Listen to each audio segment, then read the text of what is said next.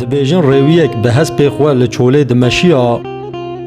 دبن گرماهیا طاوه ده جبر رویتیه کی دور پر وستیا بو و زحمتی کشاند بو. مروفک راستی وی هات جتینا زوابو بو و کتبو حال مرنه. گوش بو خاطر خودی هبه هما قرتک آف بده من اف چند روژن من آف نخوارگه. رویج هسپی خوپایا بو و جر آوا خدای. ظلام جی که زبا شوطی و او آفدانی سردوی خواه و بی بسم الله تب و خوار و نهش دلوپک بکه و عرده. پشتی تیر آف و خوار جر لعرده خست و شکاند و جنشکا و خواهی سر هسپی وی دعو دا و دست براوی کر.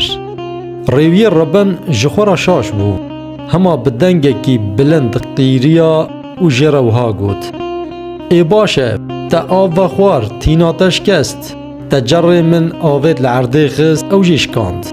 و تا هسپ مدزی و رویایی خمنینه لی داخوازک من جته هیه میرک لسر هسپ دنگی وی سح کر بری خدای گو کا بیجه داخوازاتا چیه روی جرا گود جتو کسی را بحثا وی بی باویا خونکه و نبیجه ما آواوی و خوار جر ویشکاند و هسپی وی دزی گو چما نبیجم گو لورا اگر تو بحث آوان تشتی کو تکریه بکی ویل هر دری بلا ببه و گوا جاره که دن لچوله یکی حوجه دار یانجی یکی تینو برچی ببینن وی بیجن افجی وی وصا بینه سره ما ایدی هو آلی کاریا و اندکن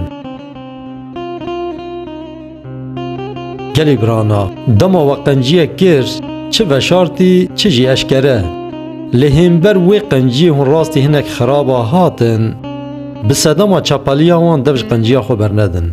خیرخوازیات دلی خو فدای چند حب مروفی حلی حرام نکن حتی دنیا آوابه قنجو خراب جیکم نابن هکه اون دخوازن جی قنجابن جی کرما خورا تلیا خو لپشکوکا بنی ویدیوی بخن